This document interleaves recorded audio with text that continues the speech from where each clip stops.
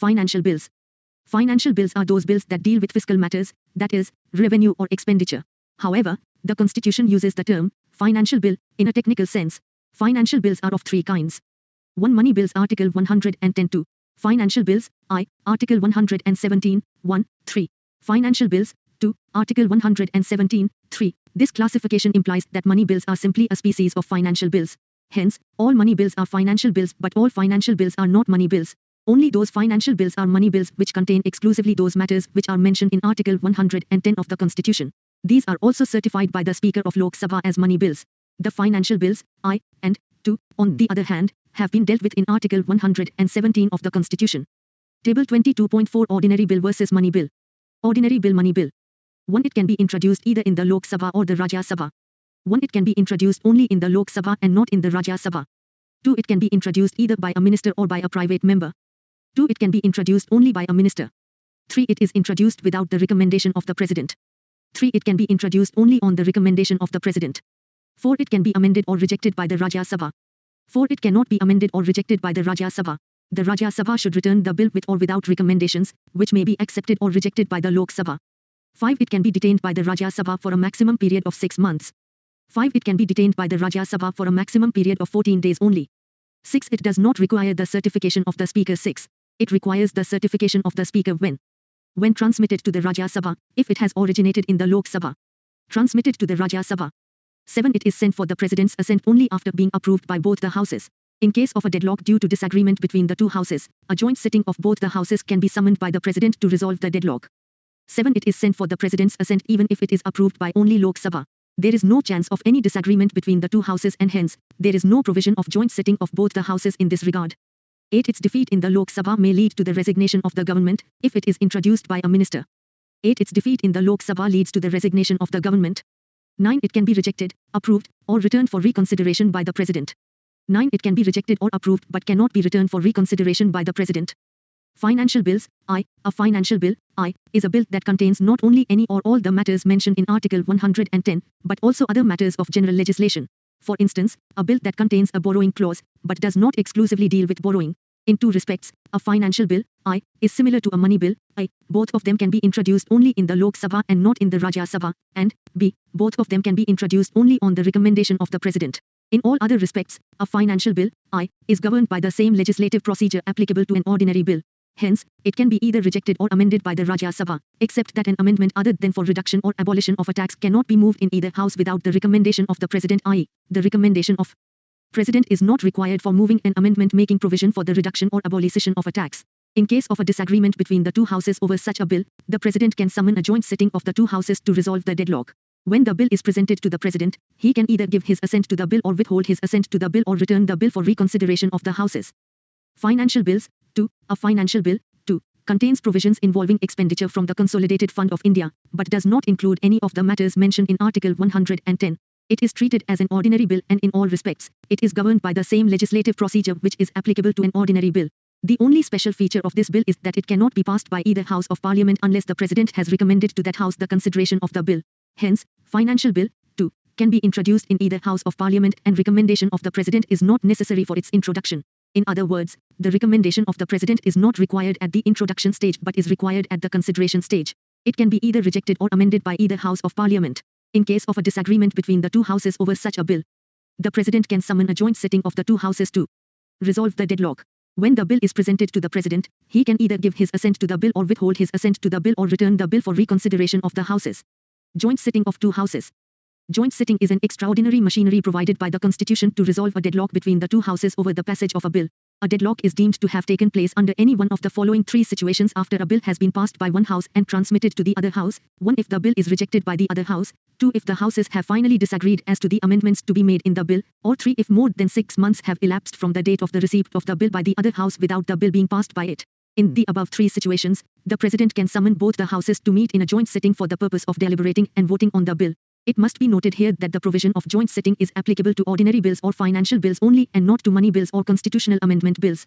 In the case of a money bill, the Lok Sabha has overriding powers, while a constitutional amendment bill must be passed by each house separately. In reckoning the period of 6 months, no account can be taken of any period during which the other house, to which the bill has been sent, is prorogued or adjourned for more than 4 consecutive days.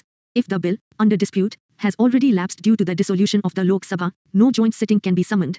But the joint sitting can be held if the Lok Sabha is dissolved after the President has notified his intention to summon such a sitting, as the bill does not lapse in this case. After the President notifies his intention to summon a joint sitting of the two houses, none of the houses can proceed further with the bill. The Speaker of Lok Sabha presides over a joint sitting of the two houses and the Deputy Speaker, in his absence. If the Deputy Speaker is also absent from a joint sitting, the Deputy Chairman of Rajya Sabha presides. If he is also absent, such other person as may be determined by the members present at the joint sitting, presides over the meeting. It is clear that the Chairman of Rajya Sabha does not preside over a joint sitting as he is not a member of either House of Parliament. The quorum to constitute a joint sitting is 1/10 of the total number of members of the two houses. The joint sitting is governed by the rules of procedure of Lok Sabha and not of Rajya Sabha. If the bill in dispute is passed by a majority of the total number of members of both the houses present and voting in the joint sitting, the bill is deemed to have been passed by both the houses. Normally, the Lok Sabha with greater number wins the battle in a joint sitting. The Constitution has specified that at a joint sitting, new amendments to the bill cannot be proposed except in two cases: 1 those amendments that have caused final disagreement between the houses, and 2 those amendments that might have become necessary due to the delay in the passage of the bill. Since 1950, the provision regarding the joint sitting of the two houses has been invoked only thrice. The bills that have been passed at joint sittings are 1 Dowry Prohibition Bill, 1960.202, Banking Service Commission, Repeal, Bill, 1977.21. 3 Prevention of Terrorism Bill, 2002.22. Budget in Parliament. The Constitution refers to the budget as the annual financial statement. In other words, the term budget has nowhere been used in the Constitution. It is the popular name for the annual financial statement that has been dealt with in Article 112 of the Constitution. The budget is a statement of the estimated receipts and expenditure of the Government of India in a financial year, which begins on 1st April and ends on 31st March of the following year. In addition to the estimates of receipts and expenditure, the budget contains certain other elements. Overall, the budget contains the following: 1 Estimates of revenue and capital receipts, 2 Ways and means to raise the revenue, 3 Estimates of expenditure, 4 Details of the actual receipts and expenditure of the closing financial year and the reasons for any deficit or surplus in that year, and 5 Economic and financial policy of the coming year, that is, taxation proposals, prospects of revenue, spending program and introduction of new schemes projects. Till 2017, the Government of India had 2 budgets, namely, the Railway Budget and the General Budget. While the former consisted of the estimates of receipts and expenditures of only the Ministry of Railways, the latter consisted of the estimates of receipts and expenditure of all the ministries of the Government of India, except the Railways. The Railway Budget was separated from the General Budget in 1924 on the recommendations of the Ackworth Committee Report, 1921. The reasons or objectives of this separation were as follows: 1 to introduce flexibility in railway finance, 2 to facilitate a business approach to the railway policy, 3 to secure stability of the general revenues by providing an assured annual contribution from railway revenues, 4 to enable the railways to keep their profits for their own development, after paying a fixed annual contribution to the general revenues. In 2017, the central government merged the railway budget into the general budget. Hence, there is now only one budget for the Government of India, i.e., Union Budget. Constitutional provisions. The Constitution of India contains the following provisions with regard to the enactment of budget. 1. The President shall in respect of every financial year cause to be laid before both the Houses of Parliament a statement of estimated receipts and expenditure of the Government of India for that year. 2. No demand for a grant shall be made except on the recommendation of the President. 3. No money shall be withdrawn from the Consolidated Fund of India except under appropriation made by law. 4. No money bill imposing tax shall be introduced in the Parliament except on the recommendation of the President, and such a bill shall not be introduced in the Rajya Sabha. 5. No tax shall be levied or collected except by authority of law. 6. Parliament can reduce or abolish a tax but cannot increase it. 7. The Constitution has also defined the relative roles or position of both the Houses of Parliament with regard to the enactment of the budget in the following way. I. A money bill or finance bill dealing with taxation cannot be introduced in the Rajya Sabha. It must be introduced only in the Lok Sabha. B. The Rajya Sabha has no power to vote on the demand for grants. It is the exclusive privilege of the Lok Sabha. C. The Rajya Sabha should return the money bill or finance bill to the Lok Sabha within 14 days. The Lok Sabha can either accept or reject the recommendations made by Rajya Sabha in this regard.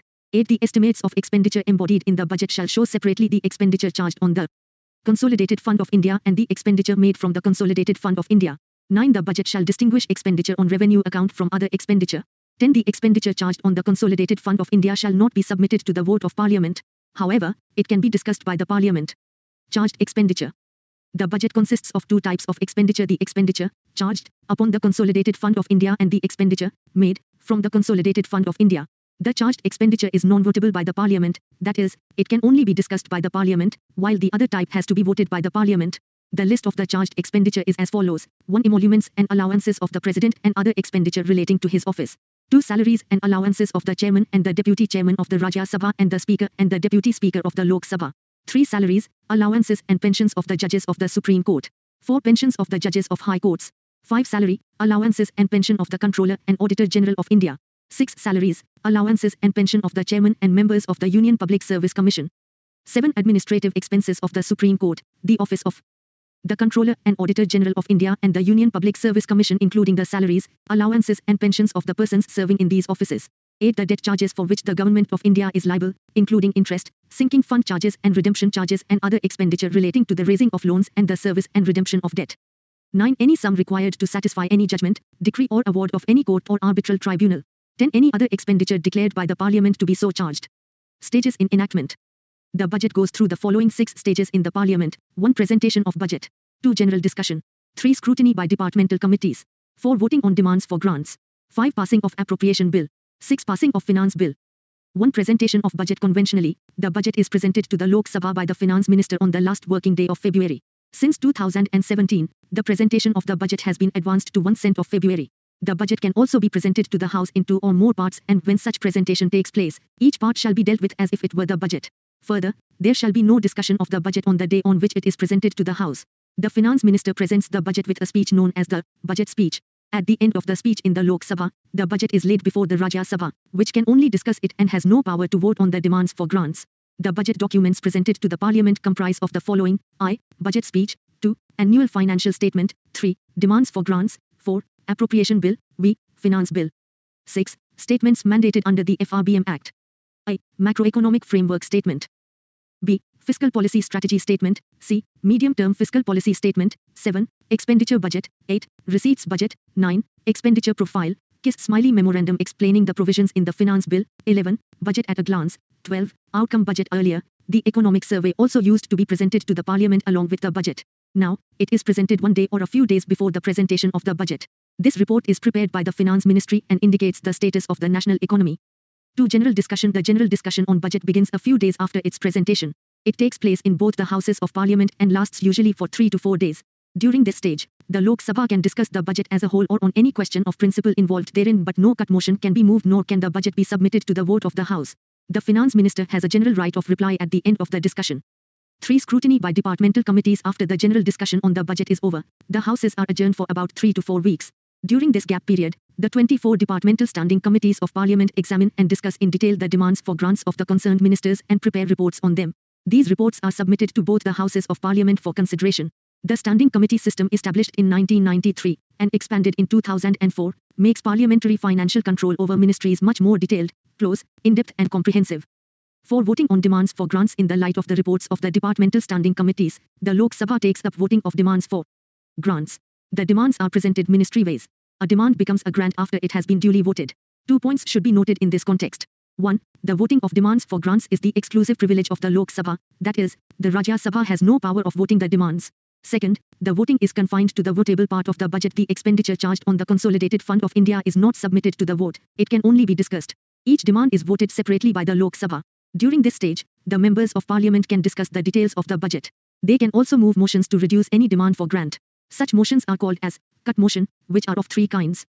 I. Policy cut motion. It represents the disapproval of the policy underlying the demand. It states